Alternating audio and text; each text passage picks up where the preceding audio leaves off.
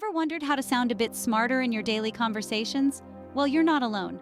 We all want to come across as intelligent and well-informed, whether it's during a casual chat with friends, a work meeting, or even a date. But how do you do that without sounding pretentious or like you're trying too hard? Fear not, we've got some easy, effective, and most importantly, authentic ways to up your conversation game. Stay tuned for some actionable tips and tricks. First off, remember the power of a well-placed pause. Now, you might be thinking, a pause? Really? How can that make me sound smarter? Well, it's all about perception. When you're in a conversation and someone asks you a question, there's often this rush to respond immediately. We fear silence. But why? Silence isn't always awkward. In fact, it can be powerful. You see, when you pause before responding, you're doing a few things. First, you're showing the other person that you're taking their question seriously. You're not just rattling off the first thing that comes to mind. You're giving their question the consideration it deserves. Second, you're giving yourself time to think. Instead of stumbling over your words or saying something you might regret, you're allowing your brain to process the question, to formulate a thoughtful response. This not only helps you avoid potential blunders, but also enables you to deliver a more articulate, well-thought-out answer. Third, by pausing, you're creating a bit of suspense. The other person is left hanging on your every word, anticipating what you're going to say next. This can make your response seem more impactful when it does come. So the next time you're in a conversation, whether it's a casual chat or a high-stakes negotiation, resist the urge to fill the silence immediately. Instead, take a moment. Pause, breathe, reflect on the question, and then respond. Remember, it's not about how quickly you can answer, but how well you can answer. Quality over speed, always. And it's amazing how a simple pause can enhance the quality of your response. So don't rush. Pause, think, then respond. Harness the power of the pause. It's a small change, but it can make a big difference in how others perceive your intelligence and thoughtfulness. And who knows, you might even surprise yourself with the depth and clarity of your responses. Next up, credibility boosters. When it comes to sounding smarter, credibility is key. And what better way to boost your credibility than by backing up your arguments with relevant statistics? It's like adding a secret ingredient to your conversational recipe. Think about it. If you're discussing environmental issues, for example, wouldn't it be more impactful to say, according to the World Wildlife Fund, we've lost 60% of wildlife populations in just over 50 years, rather than simply stating, wildlife populations are declining? The former not only provides concrete evidence to support your point, but also shows that you stay informed about the topic at hand. Quoting statistics can make your arguments more compelling and persuasive. They give your words weight and can help convince your listeners that you know what you're talking about. You're not just sharing your opinion, you're sharing facts. But remember, it's not just about throwing numbers around. The statistics you cite should be relevant and recent. Citing outdated or irrelevant data can have the opposite effect and damage your credibility. So do your homework. Keep up with the latest studies and reports related to your field of interest, and don't forget to cite your sources. Saying according to a recent study or based on the latest report from not only boosts your credibility, but also gives your listeners a chance to look up the information for themselves if they're interested. Now you might be thinking, but I'm not good with numbers. That's okay. You don't have to be a mathematician or a statistician to quote statistics. All you need is the ability to understand what the numbers mean and how they support your argument. And with practice, this can become second nature. So the next time you're in a conversation or a debate, remember to sprinkle in some statistics. They can be your secret weapon to sounding smarter and more informed. Remember, statistics are your friends. Words, words, words. They're the building blocks of our thoughts, the paintbrushes of our imagination, and the currency of our conversations. A robust vocabulary is not just about showcasing your intellect, it's about expressing yourself effectively, about painting a vivid picture with your words that can make others see the world through your lens. Now, how do we go about expanding our vocabulary? One word, folks: reading. Yes, picking up that book you've been meaning to read is a surefire way to discover new words and phrases. Whether it's a classic novel, a thrilling mystery, or a thought-provoking nonfiction, every genre offers a treasure trove of vocabulary waiting to be unearthed. But remember, it's not just about learning new words, it's about understanding their context, their nuances, and their correct usage. So don't just skim through the pages. Immerse yourself in the text, absorb the author's style, and pay attention to how they weave words into a compelling narrative. And it's not just books. Magazines, newspapers, blogs, even those long-winded articles you often scroll past on your social media feed, they all offer opportunities for vocabulary expansion. But here's the catch. You can't just read a word and expect it to stick in your memory. You've got to use it in your conversations, in your writings, in your thoughts. The more you use a word, the more it becomes a part of your linguistic repertoire. So the next time you come across a word that intrigues you, don't just look up its meaning. Write it down, use it in a sentence, try to incorporate it in your conversations.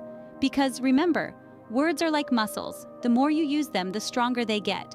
And as your vocabulary expands, so does your ability to express yourself, to articulate your thoughts, to engage in stimulating conversations, and yes, to sound smarter. So pick up that book you've been meaning to read. Let's talk about the news. In this age of information, we're bombarded with a multitude of news stories every single day. How can we navigate this flood of facts and findings? The answer lies in distillation. Distillation, in this context, is about summarizing complex news stories into concise, digestible sentences. It's not just about getting the gist of the story, but understanding it well enough to explain it to someone else, and in fewer words. This is a skill, and like any skill, it requires practice. But why should we bother? Well, distilling news stories not only keeps you informed about the world around you, but also strengthens your ability to communicate efficiently. It shows that you can sift through a sea of information, identify the crucial points, and deliver them in a clear and concise manner. It's about making the complex simple and the obscure clear. Imagine being in a conversation where a recent news story comes up. If you've practiced distillation, you're in a position to provide a quick, clear summary that gives everyone a solid understanding of the topic. You've not only shown that you're well informed, but you've also demonstrated an invaluable communication skill. Distilling news is also a great way to engage with the world more deeply. It encourages you to question, to understand, to connect the dots. As you distill, you'll find yourself learning more, not just about the story at hand, but about the broader context in which it exists. And as you learn, you grow, not just in knowledge, but in wisdom. So how do you start? It's simple. The next time you read a news article, try to summarize it in 1 or 2 sentences. Practice this every day. With time, you'll find that you not only understand news stories better, but you'll also be able to explain them more effectively to others. Stay informed and practice summarizing. Remember, the art of distillation isn't just about sounding smarter, it's about becoming better communicators, better learners, and ultimately, better thinkers. Here's a trick: rephrase questions. Now, you might be wondering, why should you bother doing that? Well, let me tell you, it's a powerful tool in conversation. Rephrasing questions is a technique that helps you buy a little extra time to think about your response. Instead of being put on the spot and possibly fumbling your answer, rephrasing the question gives you a few precious seconds to gather your thoughts. It's like hitting the pause button on a conversation, but in a subtle and unnoticeable way. But it's not just about buying time. Rephrasing questions is also about ensuring clear communication.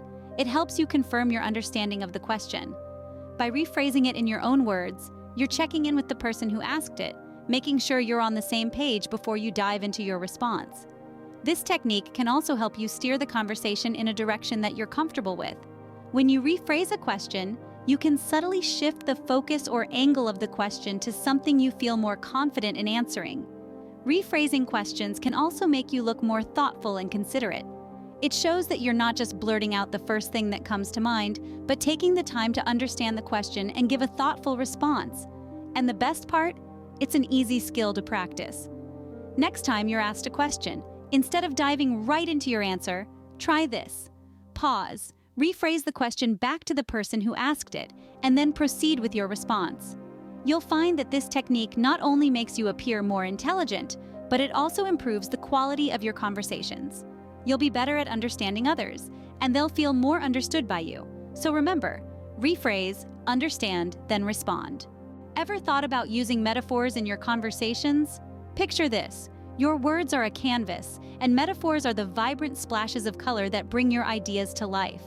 They're the spices that add flavor to your language, making your conversations more engaging, memorable, and impactful.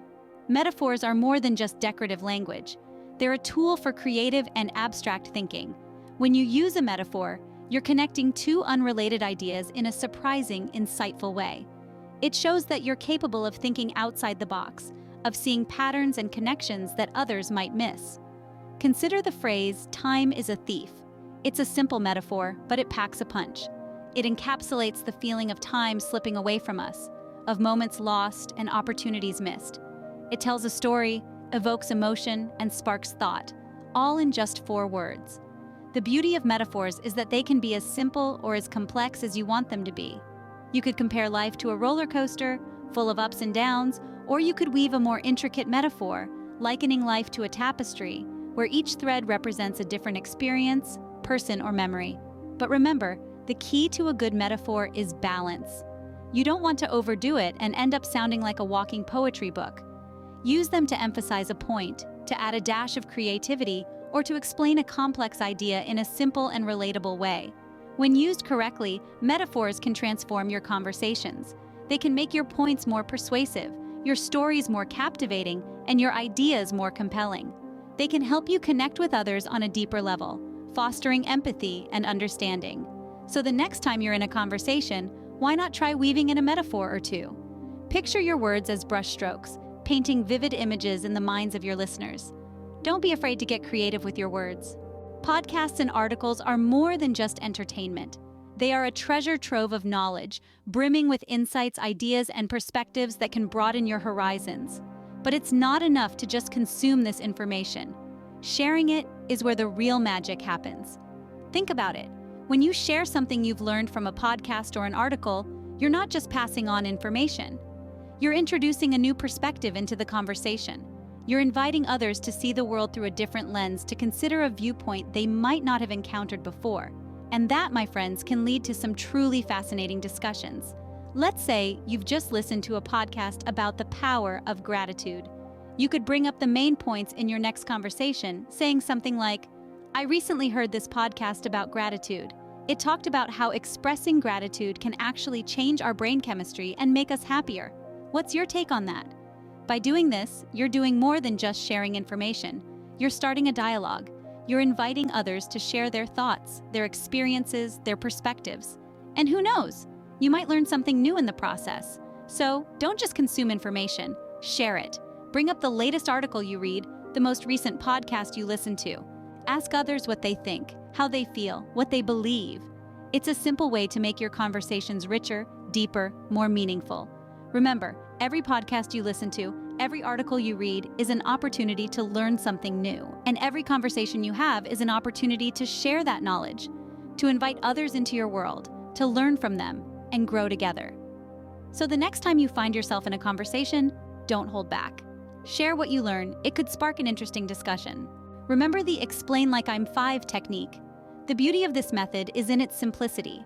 It challenges you to break down complex concepts into easily digestible bits, navigating away from jargon and technical terms.